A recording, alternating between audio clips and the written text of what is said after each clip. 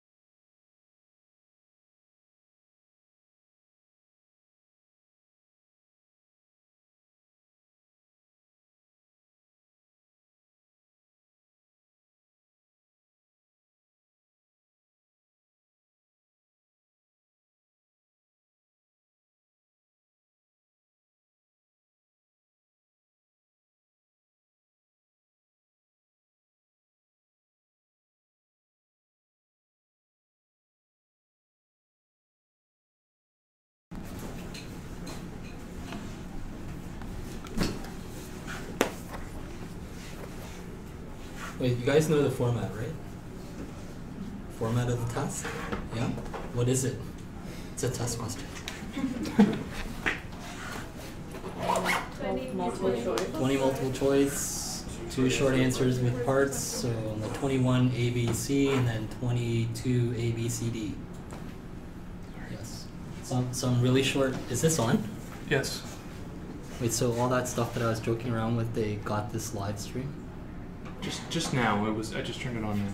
Oh, Yeah. okay.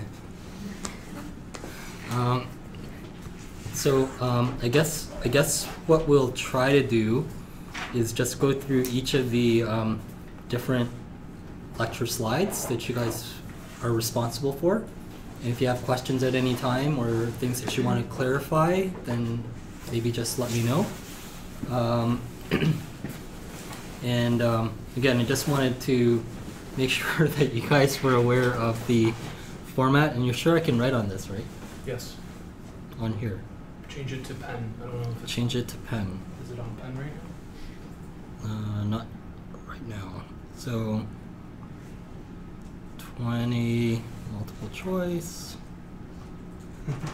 And By the way, if someone could open up a YouTube page and just keep an eye on the comments, it's live, so just keep an eye, like if people are asking questions or something, maybe you could yell it out at What's it called? Dr. Ju. It should be on your Blackboard or on Facebook. Yeah. that's terrible writing. If you write like this on your term test, you're not going to get any marks. So that's all I can say. Well, you're not using your finger on the term test. I hope not. Okay. So I guess that's how we'll do it. I'll just go through the slides that you should know in some detail. And if you have any questions at any time, just let me know. And I'll just flip back to the laser pointer mode. So this is a slide that you don't necessarily have to know in a lot of detail, so you don't have to know like the length of time or anything else. The different animal model of stress, though, is one that I would suggest that you do spend some time knowing. In particular, when you're going back and reviewing, knowing the different types of molecules that are associated with stress, like glucocorticoids, you should probably know those. Glucocorticoids are like a broad class, like corticosterone is a specific type of glucocorticoid, right?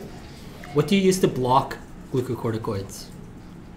Yes? I think it's the RU486. Yep, so RU486 is an inhibitor of the receptor for glucocorticoids.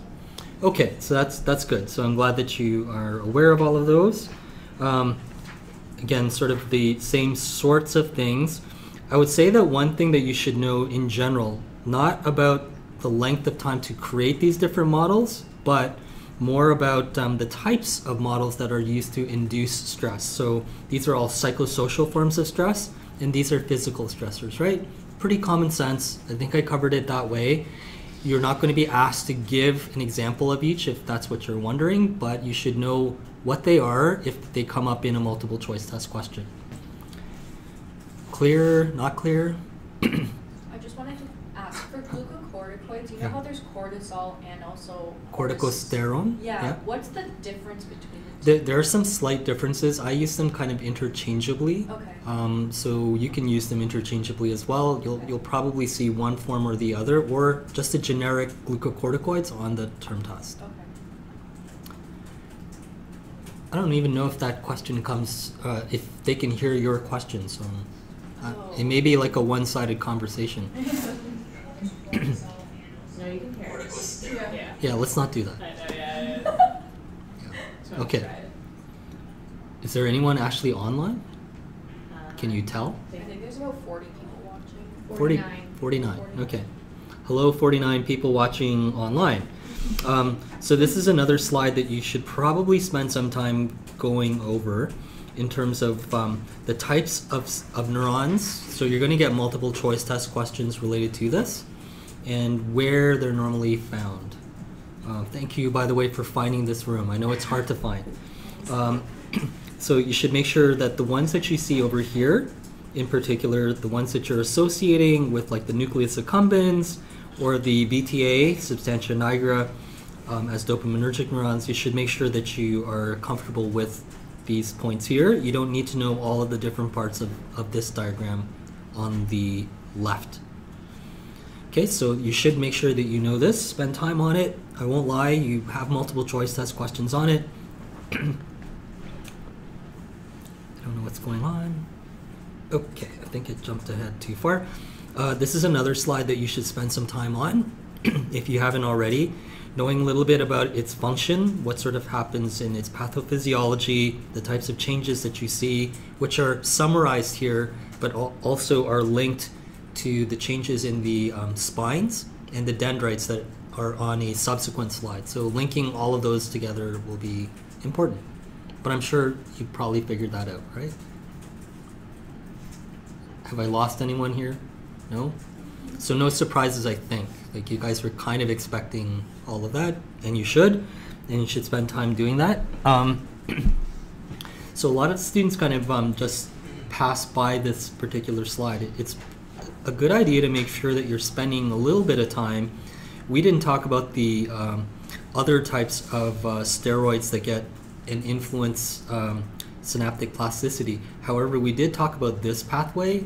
This particular slide is an important one to go through, and we will come back and revisit snares later on in the course, almost immediately after your term test, which you guys will all do really well on, right? Yes. That's up to you. It's kind of up to me, but it's also up to you.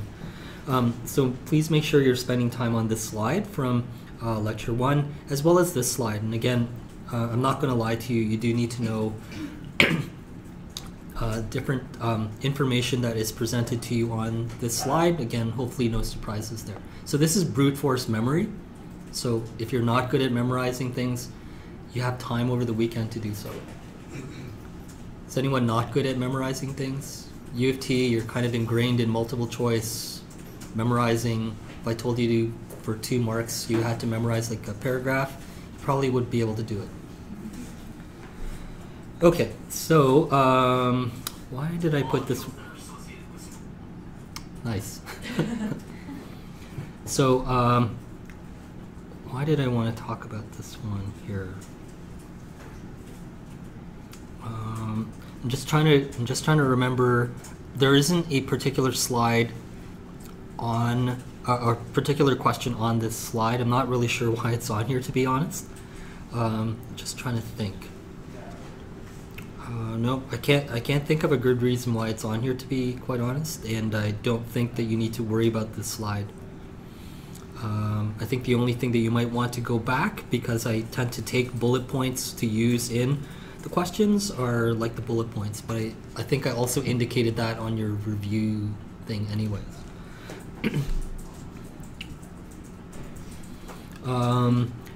You'll need to know some information that comes out of this slide. I'm not going to give you any more information than that, but you need to know parts of this slide. You'll find out more on Monday.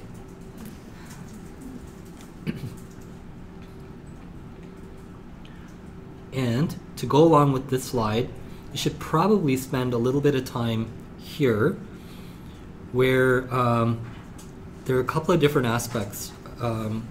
If you are stopping stress, generally speaking, your brain recovers, except one area, which is like the basolateral amygdala. It doesn't tend to recover. It stays sort of in a persistent state for a much longer period of time. And I think I talked about that very briefly in class as well. So again, something for you to think a little bit about. Okay, so that will probably be about 4 or 5 multiple choice test questions. A lot of it involving like the structural changes, the effect of stress, the different molecules like glucocorticoids, different inhibitors, all of that. And I don't think that there will be any surprises on the types of questions you get there. So, do you think there's a question on this? Yes. Probably. And it's probably a good idea to emphasize a couple of things. What is the big difference between this and this, or this? Yeah. The lipid rafts with the caviola contain the caveolin, whereas the planar raft don't contain. Right. So I think knowing some of the basic terminology, I heard from some students that it was new, from some students it was a review, so everyone's coming from a different background. These are the calveoli type of pit types of lipid rafts, and these are the planar, the flat types of lipid rafts. To go along with that, you should make sure that you know the molecules that are associated with each, including things like cholesterol, for example, is a really big part of all lipid rafts, and then other molecules as well. Yes? In the previous slide, Yeah. I just have a question about the calveola and Mhm. the calveolin. What's the difference for that? So the calveola are the actual structures themselves. Okay. So like making that pit Pit. is the Okay. calveola, and then to force it into that, it's using the calveolins. Okay. Sorry. Are you taking an oath of office? And like caveolin is specific for caveola. Is flotilin unique to just the planar? Yeah, I think generally speaking, and I sort of talked about that really briefly, we're going to consider it as such. Okay. So especially like with this diagram, you'll see that we have calveolins here, but we don't really have any of the flotilin molecules that are associated with it. The planar lipid rafts all have that. Yes. So when we say that flotilin is the marker for the lipid rafts, calveola would be calveolin? Yeah, unless you're specifying a difference. Like one thing that's common to all lipid rafts, which is even on this diagram, is cholesterol. So in yellow, that's cholesterol. It's part of all lipid rafts. Some subtypes of lipid rafts, which you may be asked about or may not be asked about, might be different. So ones that have pits or calveoli won't necessarily have the same constituents, except for cholesterol, that other ones like planar lipid rafts would have. Sorry, just to double check, the G protein coupled Sorry, I'm receptors- laughing because like the biggest thing in your class this year is I just want to confirm. Like that's the big phrase that I get from like 99% of students. Like I'm walking down the street, I just want to confirm. Yes. Okay, go ahead. Are G protein coupled receptors in all? No, not necessarily. They're not always in lipid rafts. Okay. No, we find a lot of them in lipid rafts, but they're not exclusive to lipid rafts by any means. That's for your information. We didn't talk about it in class. Okay. Again, if you look here, this suggests that lipid rafts have a lot of GPCRs, but I didn't really point that out, and it's not an exclusive feature for all lipid rafts. It's not a marker like calveolin is for the calveoli. That's specific. GPCRs are not necessarily specific for lipid rafts. Cholesterol is highly enriched in lipid rafts. And again, you can see whenever you're seeing cholesterol, in every lipid raft, we get a lot of cholesterol. It's on the previous diagram. It's on this diagram here as well. Lots of cholesterol found within these lipid raft regions. Here is another slide that I'd like you to make sure that you spend a little bit of time on. I didn't go through any of the parts down here at the bottom, but I did go through parts of why in neurodegeneration we're interested in lipid rafts. So this is a slide to maybe go through. Another aspect of this is, do you remember the substance that we talked about in class? Wait, am I in trouble? You're fine. You're not going to the principal's office. Is it not streaming? Oh, it's streaming. I just need to change something. Continue. There we go. Wait, what was the difference? It was cropped a little. It's okay. The people online were not experiencing the best view that they could. Okay. Sorry. Sorry, people online. All right. So again, make sure that you go over this slide. We talked about one other molecule on this slide that's not on this slide, but it was in your class. Do you remember what that was? Amyloid beta? Or No, amyloid beta is on this slide. Methyl beta cyclopentane. And what is the function of MBCD? It infiltrates the lipid raft and removes the cholesterol. Okay, so it's a way to extract out the lipid rafts. Okay, awesome. All right, so another series of slides that you probably want to spend some time going back over on the weekend. And then I think we switched gears really quickly. This is more for you. You're not going to have to draw out a structure like this. If you're asked, please never draw a structure like this. You're not asked to. You don't need to draw this for a lipid membrane. Like, you can just draw 2 straight lines. We know that that's a lipid membrane. If you have a lot of time on your hands and you want to draw the phospholipids and you want to draw their tails and everything else, go ahead, but you're not required to do so. You're not going to have to draw a structure like this at all. It's just to give you a frame of reference. So I think one of the things that you should, again, make sure that you're aware of, all of these are passive processes that we're looking at. Should probably look over the different things that are important for channel gating and what that represents. Again, I think most of it is pretty straightforward for you. And the fact that most of these tend to be very, very selective for the types of ions that go through. Nothing surprising there. Would you think that there's something related to these receptors on your term test? Yes, no, maybe? Yes?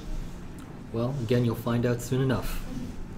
I think when we go through these different types of structures a lot in class, I don't do that for just any particular reason. I actually think it's important, and if it's important, it should definitely show up on your term test. Probably both in terms of multiple choice, maybe potentially for a short answer question as well. Again, these are not the types of structures that you would draw. Okay. Why would you? Do you want to draw this? You're shaking your head. Oh no, I was agreeing with you. Okay. Do you have a question? Yeah, I just wanted to know what is like the actual definition of mean open time? Because there's no like straightforward definition. Yeah, so it's the amount of time that when the channel opens, that's the length of time that it opens. That's it. Okay. Yeah. So to put it in perspective, without any type of activation, there's this mean open time that a channel might have. If I were to give it the appropriate stimulus, the mean open time for that channel would increase. It would stay open longer. Does that kind of help you a little bit with like? Is that kind of like the inactivation versus deactivation? No, it's just the channel opening or Okay. not opening, or staying open Okay. or not being open. And that's why we talk about like open channel blockers. The channel pore itself is open, but nothing can actually get through it. Okay. Anything else? No. Everyone's kind of, let's just get to the IV curves and let's get it over with. Okay, so I think just in general, make sure that you go through all the slides at least once. I think most of this is really common sense, and I've skipped over it really quickly. I use this sort of as a framework for you. You don't need to worry about coming up with any of these. I can tell you as we're going through this though, knowing some definitions or having a definition or two might be useful. So the mean open time, I can tell you straight off the top, you're not going to have to define it, but you might have to know it. There's a difference. Like I might ask some things for you to define as a short answer question, so you should have a pretty good idea of like how you would actually write it. Here you might have to know what the mean open time is as part of a question. Okay? So it's probably a good idea to make sure that you know about tetrodotoxin and how tetrodotoxin works. And again, going back to the nicotinic acetylcholine receptor, it's probably a good idea to spend some time on this slide. Please, again, don't draw this structure here if you are asked to draw anything. It's more likely that if you're asked, do you know what this is called? This type of diagram? Yep. Is it topographic or is it Yeah. the stoichiometry? Okay, this is stoichiometry. How many subunits are part of a receptor complex? That's stoichiometry. This is related to the topology, where in this subunit are things in the extracellular domain. How many transmembrane domains are there, or transmembrane regions are there? What are important transmembrane regions? This is a topological diagram. And again, you don't have to draw out these nice fancy squiggles. You can draw them like this if you want. So this would be perfectly acceptable. This is also a topological diagram. as long as it's accurate. So if, for example, parts of this were in the wrong orientation, you wouldn't get marks. Does that make sense to everyone? Yes? I just have a question. Only sodium goes through, and that's it, right? For the I don't know. Why do you say that? because I read online somewhere it was also potassium. So but obviously I don't. So if it were only permeable to sodium, it would be written as sodium. Mm-hmm. It's not, and we didn't go into it in any detail, but the reality is it's actually permeable to both sodium as well as potassium. Okay. If you understand what the driving force or the concentration gradients are, Mm-hmm. if this were opening, what would happen? What would flow in to the cell? Sodium. Sodium would flow in, definitely. What else would happen if I just told you that it's permeable to more than one ion? It's not part of what you need to know, Yeah. but It in would theory also- you should be able to figure out, based on the concentration gradients, if this thing opened and it's permeable to cation, Mhm. you just told me correctly Okay. about sodium. What happens to potassium? Potassium flow with its gradient Yeah, which is what? outwards. It would flow outwards. Yeah. That's right. Both of those things would actually cause depolarization. We don't talk about it because generally when you think depolarization, you only think sodium flowing in. Yeah. That's okay too, but that's why it's listed as cations. You don't need to know those details, so I don't want you to get sidetracked or Okay. panicky right now. You can panic if you want. I'm not a big fan of panic. So, Okay. any other questions? And again, please don't draw these types of diagrams. Don't like them. Don't like these either. So, if you're talking stoichiometry, sure, maybe you can draw whatever, but you don't need to draw these fancy types of diagrams. You're just wasting time. It's more likely you're going to get something wrong, so don't do that. So generally, we're trying to look on your short answers to see if you know something or you don't know something. If you put something on there, even if most of it is right and you put something that's wrong, you're not going to get marks. So you want to make sure that you're just answering what is asked of you. That's it. Like, don't add extra stuff. Sorry. Yes. For the TTX, is it specifically something that blocks voltage gated sodium channels? I don't know Yeah. if the question was already asked. It is. It's specific? Yes. Yep.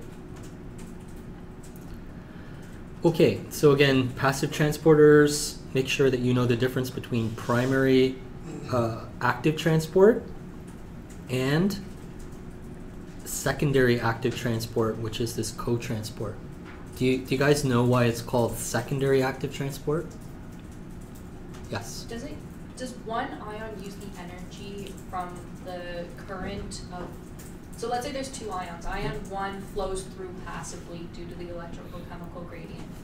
And then the second ion uses the energy produced from the first ion to flow in order to carry itself Right. So against the gradient. so we call it active transport because something is moving against its gradient. Yeah.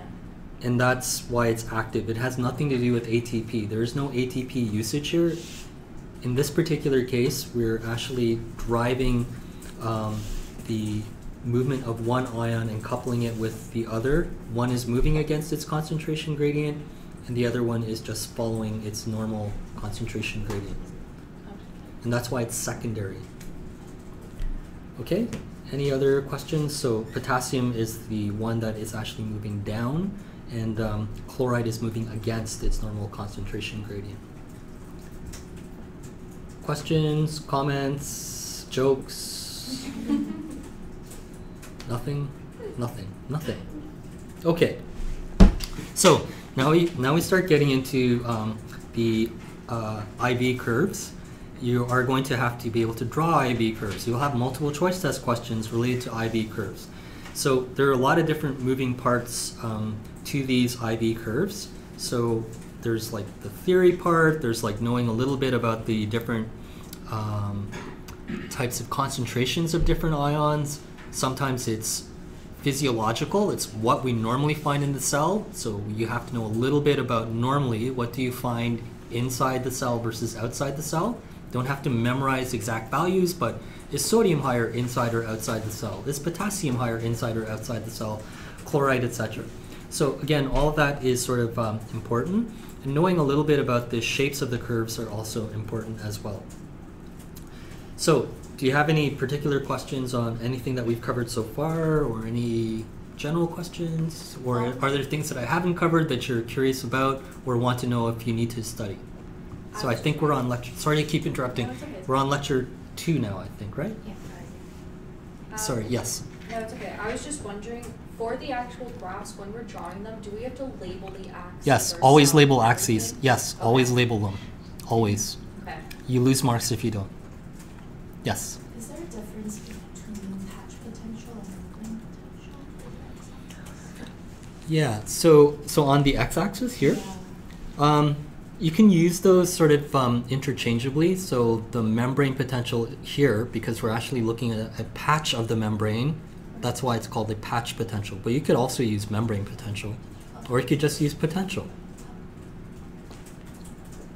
The more important thing is to get some indication that you know this is voltage down here.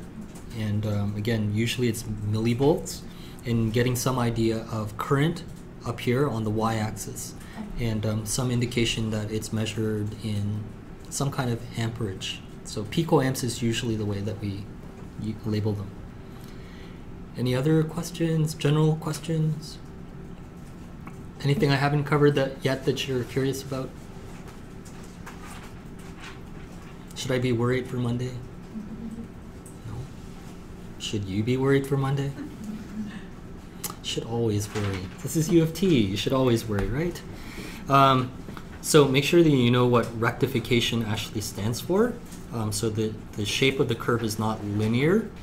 And so making sure that you understand that a curve that has rectification associated with it, the voltage is not going to be linear, or the change in current, the flow of ions, is not going to be the same uniformly. So you don't need to worry about writing out the Nernst equation. I've already told you that several times. You won't have to write this out at all. You should know some of the application of the Nernst equation. You won't have to know any of these values down here at all. You should know what some of these different symbols mean, but outside of that, you don't need to worry about like Faraday's or anything like these numbers here, nor will you have to plug in any of these numbers.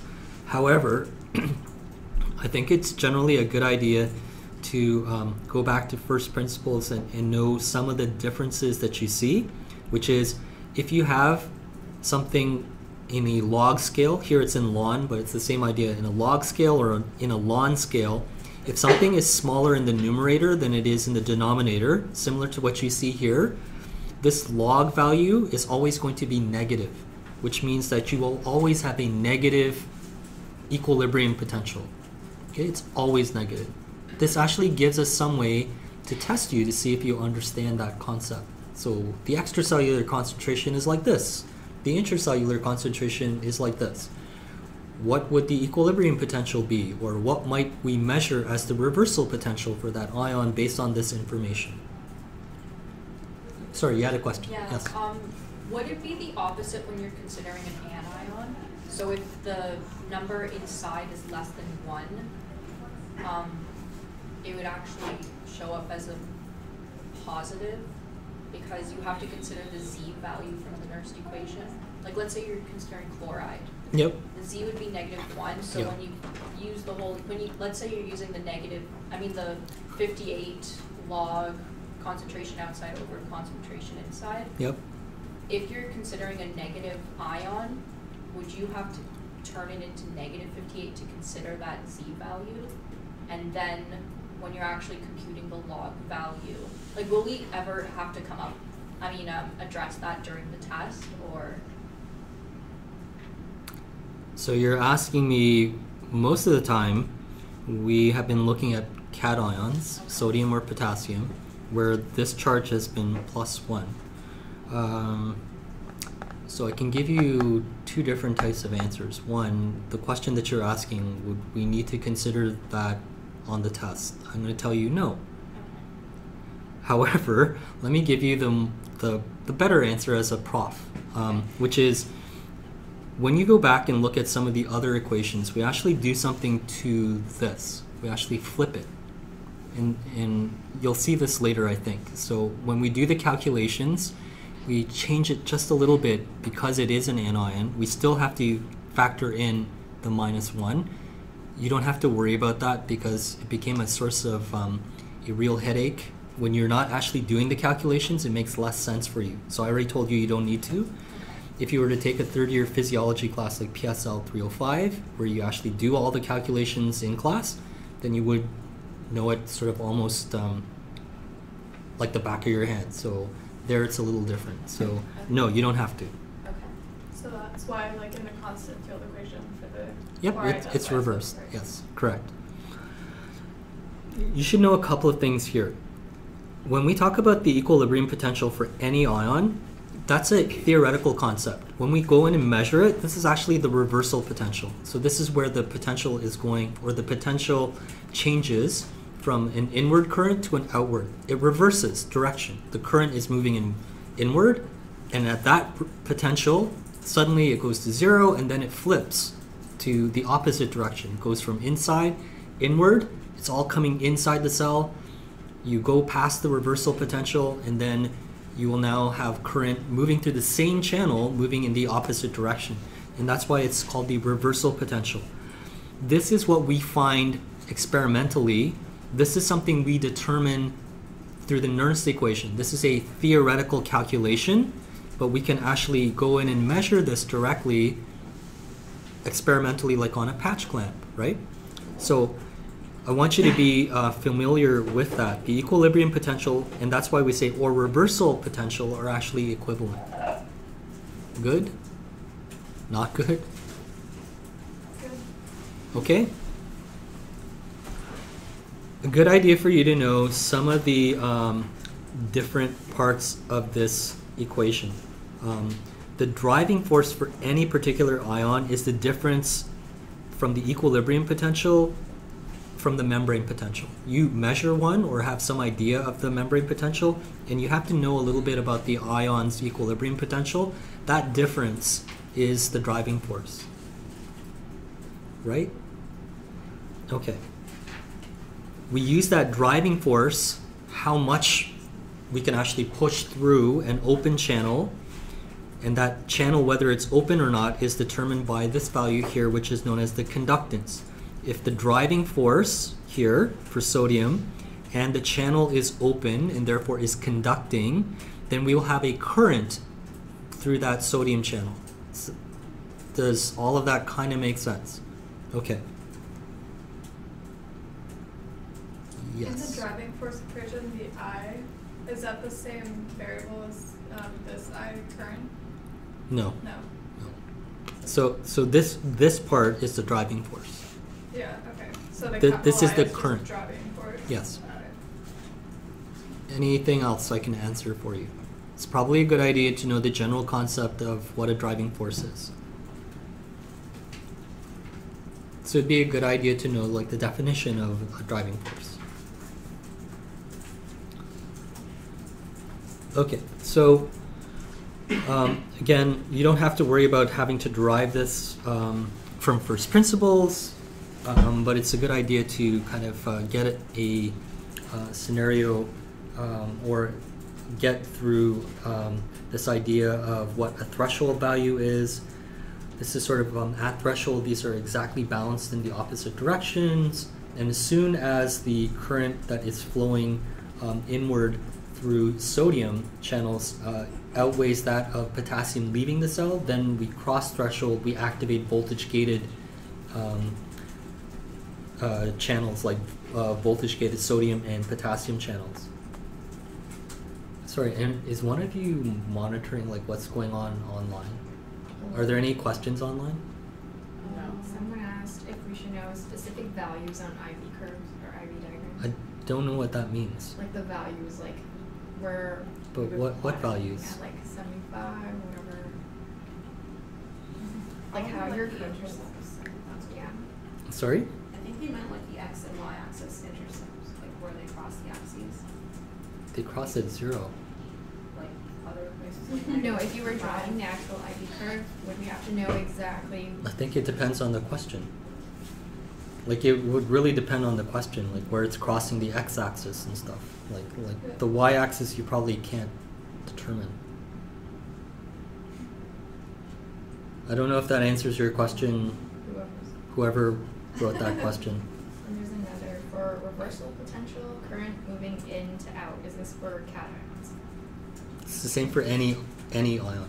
For any ion, there's always a reversal potential. I think they meant the order of in to out. It depends on the ion though. So if, like the reversal potential would be like sodium going in to going out for I don't know what they're asking, going out to going in. Yeah, for any ion, there's always a reversal potential. We can measure it or we can calculate it through the equilibrium potential. Like they're equivalent ideas. One is theoretical, one is actually measured. But we measure it for any ion. Like we can do it for any receptor, any channel, and we can actually see like what's moving through there. Later in the course, you'll actually see a reversal potential at physiological values where the reversal potential is 0. It's not because the concentrations inside and outside are the same, it's because it's 0. Yes. Can you think of why it might be 0? Not that you need to know it, but like, can you think of why a reversal potential for a channel or a receptor is actually 0? Its IV curve would look like this. Any idea? Why does it cross through 0 here? Can you think of any scenarios right now where that would happen? Yes. Because the net current is 0. The net current is 0. Sure. I mean, here the net. Sorry. It's like stagnant at that point when it's. That's always the definition of reversal. Oh. But what makes this unique? So if it was all the way down here and this was the IV curve, what could you tell me? Like, what is it most likely? Yeah. Oh, the potential is very negative at the reversal. Sure, it's negative. What's probably the ion that's flowing through here? Oh, probably. potassium. Yeah, probably. And if it was all the way over here, what would it? Sodium. Probably sodium. So go back to what we talked about earlier. So if you were to kind of look at two different ions moving through at the same time through an open channel, it would actually go through 0 because it's kind of halfway in between. And we're going to see like why this idea of a reversal potential, measuring it, actually gives us some insight. But that's later. Like you don't need to worry about that now. I need to give you the common language to get there later on. Okay, so again, you don't need to worry about all of this. And I think who is asking about that chloride? So this is where we reverse the chloride. We flip it. So this is the intracellular concentration, the outer. You don't need to worry about it. To be honest, when I was in undergrad in third year, they asked these types of questions. I didn't find them particularly useful because all it is like memorizing it, which isn't very useful for me. It's probably a good idea to, it is a good idea to just, so that you don't have anxiety, to know like the difference between Nernst equations, constant field equations. You're not going to be asked to write any of them, but it might come up like in part of a question, so just knowing like what is being asked. Yes, you had a Why question. is it that for this equation we're using permeability, whereas with the other one we're using conductance, like the G? So that's a good question too. So conductance and permeability are actually very similar ideas. The permeability, and it's on one of your slides, versus the conductance where you actually get the movement of ions through versus it just being open. You could use either term. Okay, so for both these Yeah. equations, they could be pretty much interchangeable? Yeah, Okay. pretty much. Yes. I just wanted to double check in terms of the actual shape of an Yeah. IV curve. Is a curved line representing a voltage gated channel, whereas a linear just represents like a single leak channel looking at a patch of membrane? Right now, as of lecture 4 or 5, you would say yes, but that's not true. Okay. But based on all the stuff that you've learned so far, and what I've indicated to you so far, then yes, you would say that if it's a curving, rectifying type of thing, your best guess would be that it's a voltage-gated channel, but it's not always the case. I was just more for the technicalities of it.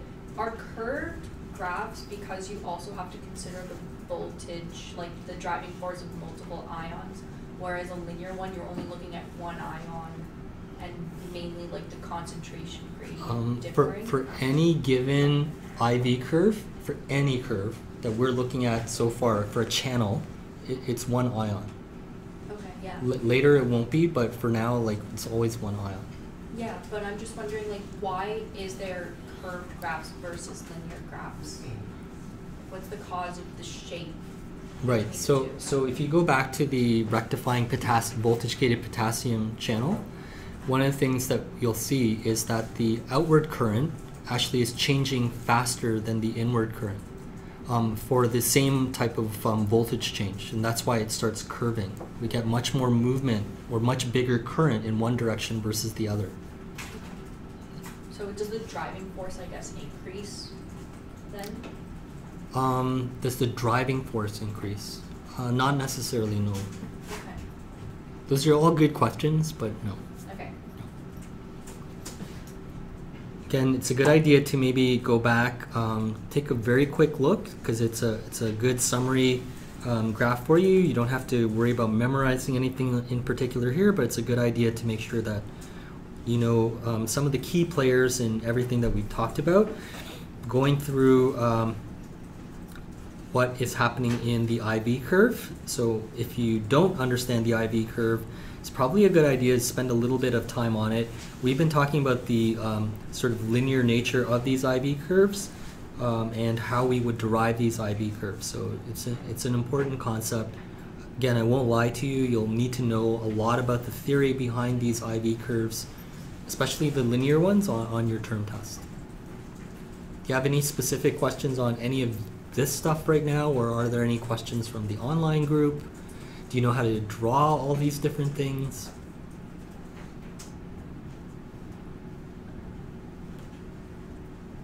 Kind of. Kind of? I'm gonna practice it on the weekend. Okay. So if I told you, for example, that you were able to isolate a patch of membrane and you were able to determine that in your patch of membrane you had channels that allowed for the movement of positively charged cations, and you were able to determine the concentration of that positively charged cation, the extracellular concentration was 20 and the intracellular concentration was 40. Could you draw that IV curve? So the outside was 20 and the inside was 40. Yeah.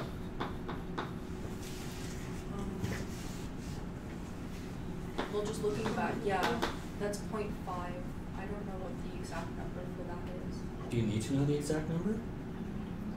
So if you were to guess, this, is it closer to this? Is it closer to this? Is it closer to this? Which one? Second. This one here? Yeah. Yeah. No. The first one. So in other words, if I were to calculate the E ion based on just the information I gave you, and you were to plug in those numbers for the equilibrium potential, would it be a negative value where I get the reversal potential, or would it be a positive value? Negative. Negative value. So what you're saying basically is we wouldn't have to put like an exact value if those were the numbers we were given, like on the x-intercept, for example. Well, there'd be a couple of things. What would I look for? I'm sorry to the online group. We're talking about the shapes of IV curves, where they're going through. Someone will fill you in later on, or someone will do something magical, I don't know. So we'd look for a couple of things. I've already indicated that you should probably indicate that you know a little bit about the axes, so you should probably do that. You should probably write something like that. You should probably also indicate somewhere on here that this is a straight line. If you make the assumption, and it's an important assumption that this is not a voltage-gated channel, it's a leak channel. You may have to make that assumption. I don't know. Okay. Guess we'll find out on Monday. So relatively accurate shape and positioning of like, the So, intercepts. so if you were to draw something like this, probably wouldn't get marks. If Okay. you were to draw something that looked like, I don't know. If you were to draw something like that, probably not. If you were to draw something that looked like this, which I've seen from time to time, probably not. So I think generally, if you're just given some numbers to get some sense, like you know a little bit about the nerves. This is really about the equilibrium potential, that you understand it, that you understand equilibrium potential is equal to the reversal potential that we can measure. So that's theoretical, but you've been able to plot it on an IV curve. And that's about it in the shape. I could also ask it the exact opposite way, right? So I went in, I found out that the reversal potential for an ion turned out to be 0 millivolts. So tell me about the extracellular and intracellular concentrations. Yeah. Would they be equal? Yeah, they would be equal, right? So again, pretty straightforward if you understand that. There's nothing really complicated about IV curves. Students just get really worried because there's a little bit, like a tiny bit of math, that's it. Anything else? How would we determine like the y-intercept? You can't. Okay, just like a freehand kind of thing, as long as it goes through the x-intercept of either negative or positive. Like if you're going to give us a Yeah, question so like that. I wouldn't be able to give you better marks if it was like this, or if it was like this. Like this is the important part, and the Okay. shape is the important part. Okay. We didn't define anything for the y-intercept. Nope. Yeah. Nope. Out Not of really. curiosity, does it mean anything It does. substantial? It does, and you'll.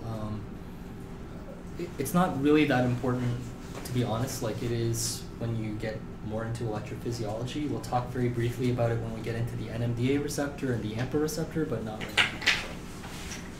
Okay. Any other questions? Yes. To determine that it is a straight line or a curved line, do we You would have to be determine- given some information about it, or you'd have to make some assumptions about it, or you would have to be given like the current flow. So I could, if I wanted to, so I could do, for example,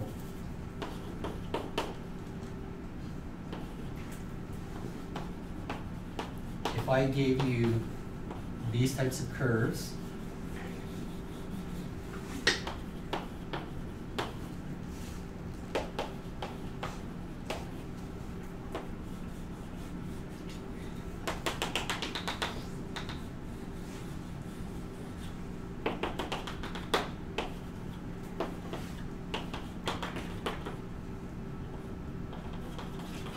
If I gave you this type of curve, they're pretty much the same, right? At about the same sort of step in the voltage. So this would probably be linear. If, however, I gave you something that looked a little bit different, so I'll just draw it over here on the side. So if I drew this, and you had this down, oops, sorry, should be the other way. And you had this on the bottom, is it equal? No. So the change in the voltage is not giving you the same change in current. So it's not a linear response anymore.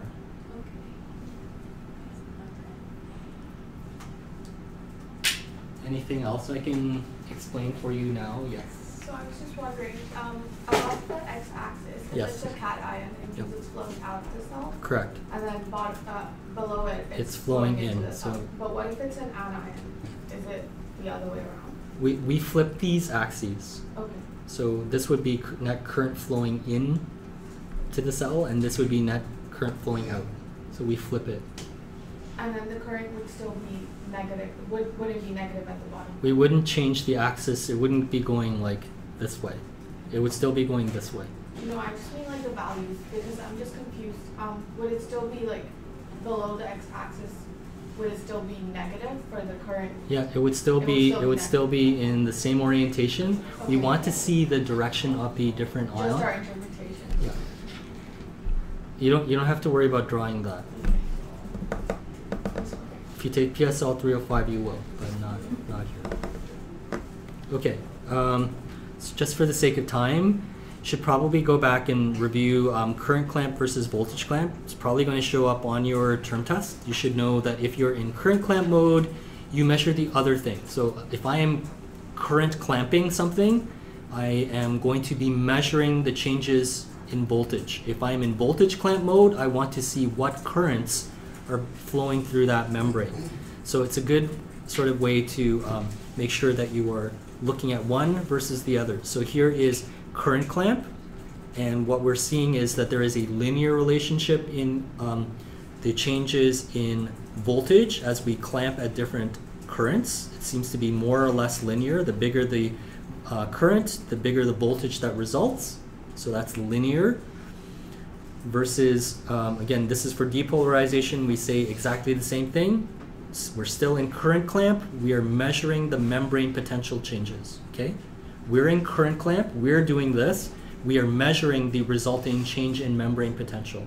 We often use current clamp to see the resulting action potential, for example. And in fact, we see this once it passes threshold. Here, we are in voltage clamp, so we are looking and clamping the voltage. A good idea to know the major experiments that we talked about in class. You don't have to know capacitive current, but when we clamp the voltage at plus 56 millivolts, by 56 millivolts, all the way up to minus 9, so this is a plus 56 millivolt depolarization up to minus 9, then we get an early inward and at the same time a late outward current a little bit later on. Should make sure that you know that. We know from pharmacological experiments that if this is the curve that we would see in voltage clamp mode, that while we are in voltage clamp mode, if we apply TTX, which blocks only the voltage gated potassium channels, sodium channels, we still get the outward potassium response. And if we were to do the same thing with TEA, we block the potassium outward flow, but we still see the inward flow through sodium. So yeah. And again, for TEA, you're just blocking the voltage gated potassium channels, right? Not Correct. Yeah. So, I don't know if you've thought a little bit about this, but why does that work?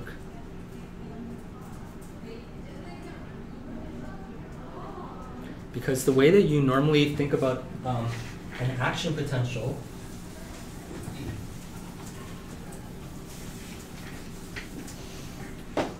you guys have had this ingrained in you. This is the shape of the action potential, right? This is where you get the sodium influx, and that's due to voltage-gated sodium channels. And this part here is voltage-gated potassium channels. How are we able to block one and not the other? So this is actually occurring physiologically. There's a change in membrane potentials, and then it comes back down because of the endogenous factors that are occurring. When I do this step depolarization, I am causing a change in the voltage across the entire membrane, and I'm sustaining that. I don't rely on the ion-driven changes. I'm causing the voltage change across the membrane during that entire time that I am doing this voltage clamp. That means that I am causing the activation of both at the same time, but because of the kinetics, sodium turns on first, potassium turns on later. So even if I block the effects of sodium, because I'm still in voltage clamp mode, I'm still able to activate the potassium channels. Does that make sense? Really? Okay, so that's why we do voltage clamp. It allows us through time to keep a membrane potential consistent. So again, this is more or less the same thing. It's probably a good idea to review TTX, TEA. These are all voltage gated, just again to be clear on this. I kind of missed out on doing this. I didn't ask this year, I have to admit. I kind of missed on asking about the switch in the current, but it's a good idea. If you understand this diagram, then you understand pretty much everything that we've been talking about up until this point. I can tell you, you don't need to worry about having to draw this diagram, but if you do understand this diagram, I'm going to guarantee you that you'll do really well on the term test. Okay. Again, you don't have to worry about this at all. This is sort of an idea of rectification. This is still where we get Ohm's law. It's no longer sort of a linear Ohm's law. We still get a change in voltage causing a change in current. It's just a non-symmetrical change in current. It's not equally applied all the way along the curve.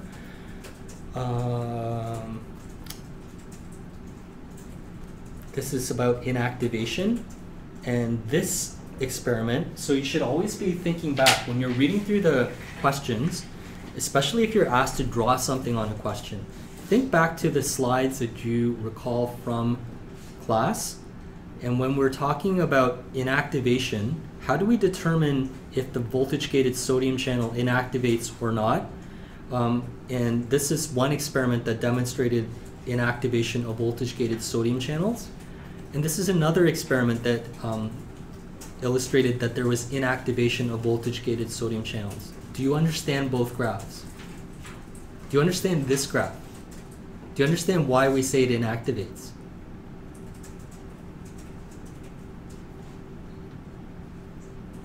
So some of you look like you have just eaten or bitten into like lemons, like really sour looking expressions. So I do this thing here. What is this? This is voltage clamp. So I am doing voltage clamp. Probably would have been a good idea to indicate some idea of like the change in voltage -65 to like -9 or 0 or whatever. Nevertheless, this is a depolarization. It's a step depolarization.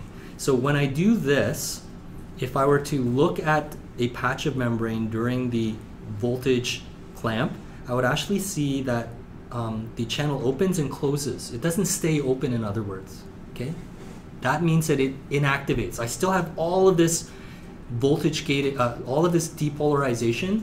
I'm changing the membrane potential. Therefore, the voltage-gated channel still has the stimulus to stay open, right? The stimulus is still there during this entire period of time, but the channel itself, there's no conductance. There's nothing flowing through it. It's opened and closes. Therefore, we say it inactivates. Does that make sense to everyone? If you were to do all of these and average it out, this is what you would get. That during the early part of this membrane clamp, this depolarization, we get an early activation of this voltage-gated sodium channel. There's this inward current through this sodium channel. And then during this entire period of time, even though it stays in this depolarized state, that the channel actually inactivates. It doesn't stay open during the entire length of time. Yes, no? What's the difference between this and potassium channels? What would be the difference? Yes? The direction of it. So for potassium, Okay, it would go definitely. Potassium is outward. Correct. That's one. What else? Yes? It would stay open. So potassium doesn't tend to have the rapid on-off kinetics. Yes? Would it stay open at a later time? It would stay open longer. That's correct. Yes? But wouldn't it also like open later in response to? It does open later as well. So we know that there's some kinetics involved. So it opens later, but it stays open longer. Okay? That's because that's hyperpolarized, right? It's not that it has to hyperpolarize. It's just like if I were to have like two different automatic doors made by two different companies, and I press both of them at the same time, there's no guarantee that both of them will open and stay open for the exact same length of time. And here, even though the stimulus starts at the same time, it doesn't mean that they're both going to open and then stay open for the same duration. So one company has made one that opens quickly and closes quickly. The other one has made one that opens a little bit slowly, stays open longer, and then closes. But they both get pushed at exactly the same time.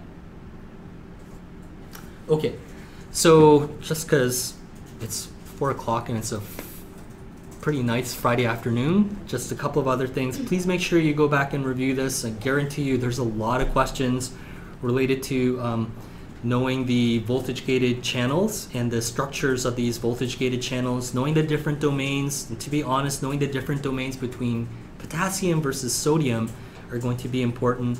The S4 domain is a really important concept. Make sure that you understand the S4 domain. You don't need to worry about drawing out these types of diagrams again. Please don't. Make sure that you understand the overall change in topology. This would be a good topological diagram. Intracellular, transmembrane, transmembrane, transmembrane, and then intracellular here. This is a good diagram to go back and review. Make sure you know this. Make sure that you know that this is the potassium channel where we have 4 inactivation gates versus the sodium channel where the inactivation gate is found here. The toxins that are associated with it, veratridine versus batrachotoxin, they both work on these different voltage-gated channels, and they will block the inactivation. So you can think a little bit about that. I'll be very straightforward on this. You have a multiple choice test question related to what's on this slide, combined with what's on this slide. And you should know the different structures. You should probably know that social defeat, as is mentioned, will cause, for example, changes in a number of different places and a number of different things, especially in the VTA nucleus accumbens. And you would be really foolish if you didn't study this diagram. So that's all I can say. Like, go back, know this diagram, know the changes. Don't just sort of gloss over it, like really know it in detail. Can you clarify what CD11B and CD62? Did I not talk about CD68 in class? I think I did. A little bit, but I'm still a little bit confused. It's just a good marker for activation of microglia cells. And yeah, that's pretty much all I want. So how much do you want to know? A good amount. I don't know. So do you know any immunology? Did you take like M250? No. Okay, so we have these different cell differentiation markers, these CD factors. For different immune cells, we have like different markers that are specific to subsets of immune cells. So for example, you might learn about CD4 positive cells, or you might look at the the entire reservoir of immune cells, like the CD4 positive immune cells. When we're looking in the brain and we're looking at the brain's immune cells, we're looking at cells that are positive for cell markers or cell surface markers like CD11B. That is unique to microglial cells. I didn't talk about CD11B, I don't think, but I did talk about CD68. And CD68 is a marker for the activated microglia that are overexpressing the proteasomal pathway. They're going to take up debris and break it down. Did I talk about that? No. Do you need to know that? No. Did you ask about it? Yes. So that's why I'm telling you. But you should also go through all of these different factors, know which ones are responsible for these different descriptions of what's going on in a normal brain versus what's going on in a depressed brain, or what's going on in a brain after antidepressant therapy. Any other questions? Just remember, you have 60 minutes. So in theory, I don't know how you normally take your tests. I think the multiple choice, some questions will be a little challenging, some questions will be really straightforward if you've studied. I don't think you're going to be short on time. If you know some definitions of some of the different things that we've talked about here, if you know these different diagrams that I've outlined for you, I don't think you'll find it like overly crazy. It won't be terrible. It won't be the worst experience you've had in your life. I can't say that you ever feel comfortable in a test, because that would be a lie.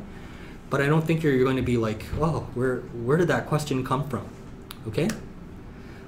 Just make sure that you're studying early. Make sure that you go over things like this. I told you don't have to know how DTI works. I told you to make sure that you know about some of these white matter tracks that I've indicated for you. And I think that overall, when you walk out of the EX rooms, that you won't be too disappointed. Let's just put it that way. Yes, you have a question? Just one quick question. Yes. The effect of stress on the brain areas. Yeah. There's a diagram that has like the hippocampus, Yes. and the medial prefrontal cortex, Yes. et cetera, et cetera. Yes. Do you have to know like the connections between the different brain areas, like which neurons are projecting where, or like which are activated first? You kind of mentioned it, but I'm a little bit confused with the diagram. So I think I covered that earlier on. And I'm assuming that you mean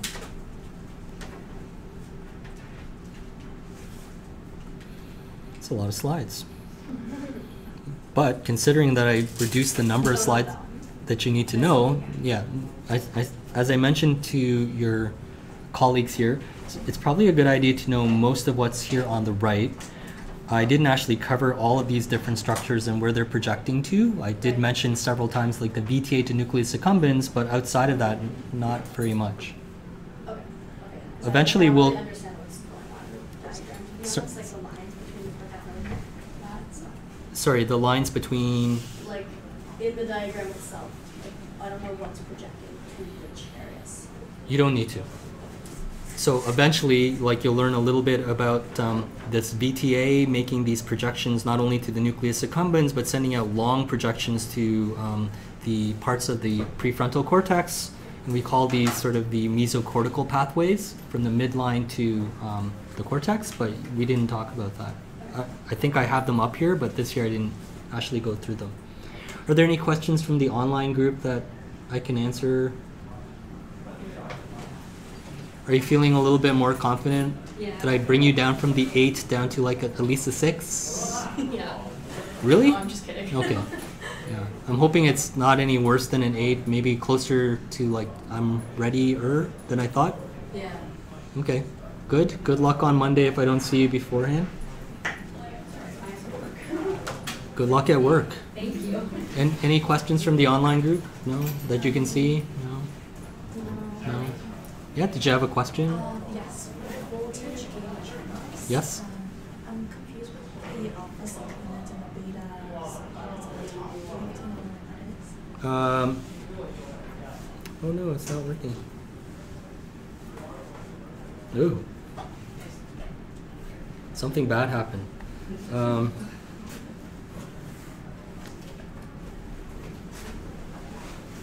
So if you're talking about that diagram that actually looks at the topology Right. of the sodium channel, because the one on the left, which is really busy looking, is the sodium channel. The sodium channel is by itself, it's got all of the different 4 regions. So it's a repeat of S1 through S6 4 times, right? Usually associated with voltage-gated sodium channels, we have an accessory subunit. So we have like the alpha subunit with the beta. You do not have to worry about those. Like that wasn't the point of that slide. So there's 4 domains and 4 S4 So That's 1 to 6, yeah. Yeah. But so there's- but within that whole Right. voltage-gated sodium, there would be 4 of the S4s, 4 of the S6s, etc. So that whole unit is the whole. That's the whole channel by itself. Yes. Okay. And that one has only one inactivation gate, and that's found between the S5, S6. In between domains 3 and 4. Confusing. Okay. And And the sodium one is made up of 4 individual subunits of like something potassium. similar to that. Potassium.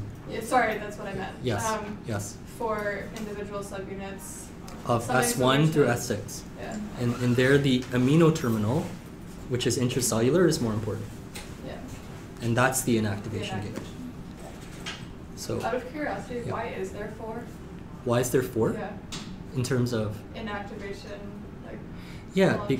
because in this case, because the amino terminal actually acts as the sort of ball and chain, and because we have 4 of them coming together, we have 4 amino terminals, which is why we have 4 of those inactivation gates. Is there like a purpose why there's 4 though? No? No? No. Just 4. No. Okay, any other questions? Can I ask you, are you asking that question because you've had tests where like there's been a detail on a slide that wasn't covered in class that somehow got asked in the question? I'm not a big fan of those types of questions. Don't like that. If I didn't cover it, then like why not just ask you to read a book or something? So no, like if there's like an alpha subunit that I haven't talked about, then no. Okay. No. That makes me sad. Okay, have a good weekend. Sorry, let me just figure out how to turn all of this off.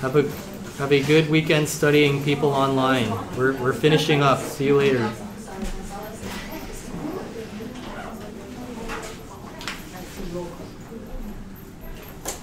I don't know how to stop this, to be honest. Okay, good luck on Monday. Show up on Monday. Stay healthy over the weekend.